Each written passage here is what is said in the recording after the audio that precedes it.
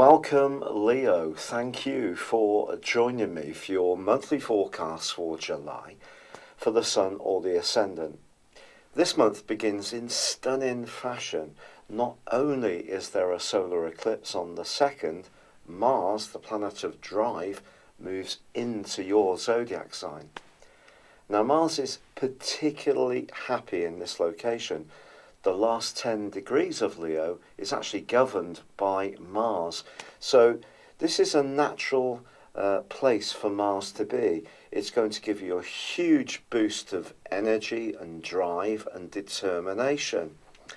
Now the Sun is going to be moving into your sign on the 23rd and Venus on the 28th. So the direction of travel of the planets is very positive as far as your individual hopes are concerned. But there is a lot of energy in the sign of Cancer. Now Cancer for you is a more reflective zone. Of course, we all know Cancer is ruled by the moon, so it's very much about nurturing, it's about family, it's about our deeper feelings, it's about where we feel most comfortable, and it's also to do with reflection. And the solar eclipse, which occurs on the 2nd, also augments the North Node, the point of destiny, which is like the needle on a compass.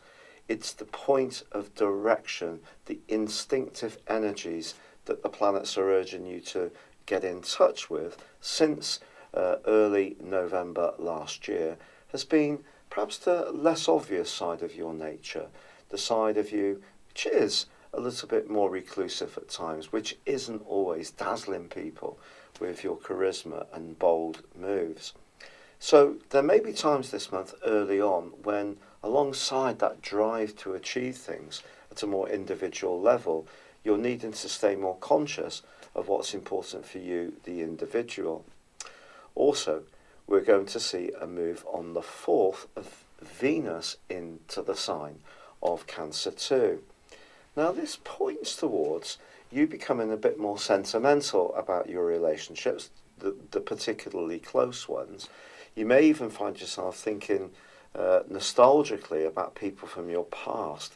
This could be old school friends, workmates. It may even be an old flame could come back into your world a little bit more powerfully in the second half of this year.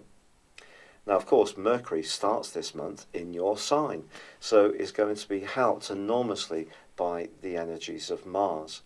But Mercury then slams on the brakes, goes into a retrograde on the 7th. As always with Mercury retrograde, there is the potential for cross wires.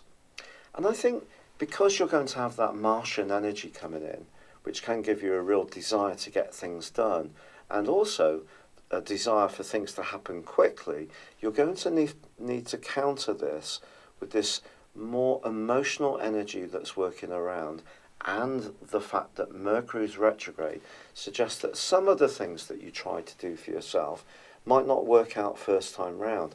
There could be some experimentation. There may be a process of different tries before you get the right formula.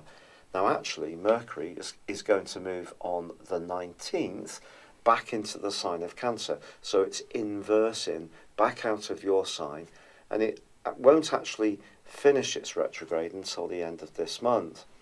It actually emerges back into the same location in your sign in the middle of August, and that gives you a bit of a pointer if you are on any kind of strategic plan to change your world. I think the middle of August can be a good time for you to be working towards to measure your progress. Now in week 2 of this month, the Sun does go into an opposition with Saturn. It's possible that your vitality, despite the assistance of Mars, could drop down a little bit.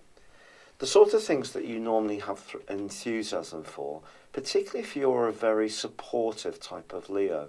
So if you're someone who's given other people a lot of assistance, now that could be through your friendships, it could be your children, it could be your partner, it could just be your nature.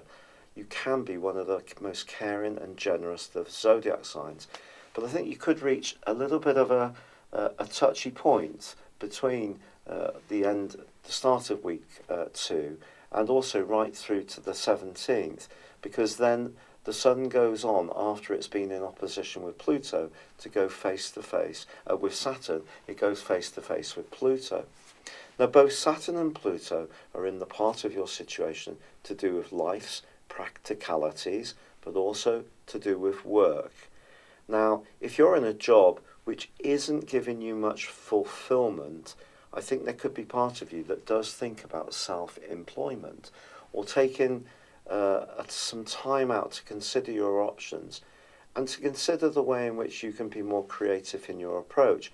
But whatever you're doing, or whoever you're doing it for, you have to actually feel emotionally fulfilled. So status in itself is not going to be enough for you. Although Uranus, the planet of shocks, is in your sector of status and is going to be squaring up with Mars in the middle of this month and with the Sun in the last week of July, I think that just points towards, even if you do experiment, try some different approaches out, you may have to just go through a series of trials to really nail the one you want. If you're lucky, you will do it first time round. But I think understanding the more psychological side of your life, your motives, and also of those you're closely entangled with is going to be important. And if you are a giver, I think it's time for you to put a firmer boundary down to ensure that other people respect that, but also give back to you as well. Now, we do have a lunar eclipse at the very heart of this month, and that is going to be combining with the very powerful and potent energies of Pluto. If you are in a situation where you are so committed and you're not getting enrichment for yourself, it could start to really drain you out. So that's something to be mindful of in the last 6 months of 2019. But then the Sun moves into your sign on the 23rd, and we really have a sense of renewal for you. With Venus moving here on the 28th, joining up with Mars, what's not to like? So I think this is going to be a month when you are going to gain a much clearer idea of your direction of travel, but there will be some experimentation. It is going to be important to stay in touch with the deeper side of your needs, but you're going to emerge by the end of the month much more determined to take a firmer grip on your life direction. And that's really good, because sometimes in life we do have to be very single-minded. Thank you for having joined me at your monthly horoscope forecast.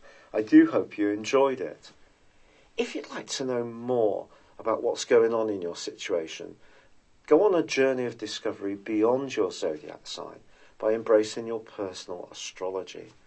This is based on your time, date and place of birth. And if you no longer live in the same location where you were born, in terms of your forecasting, I can relocate you to where you are living now. Not a lot of services like this offer that particular feature.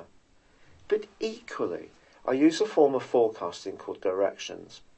This is where we take your personal horoscope when you were born, your natal chart, and advance it for roughly 1 degree for every year of your life.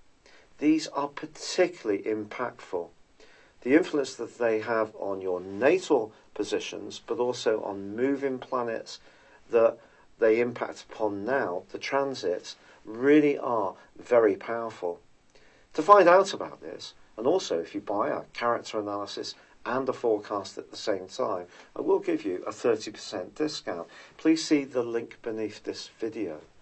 This is an opportunity to understand some of the more trying patterns that have kept occurring in your life, but also to overcome them, but also embrace the positive opportunities you have to grow and to make the most of your innate talent and skills.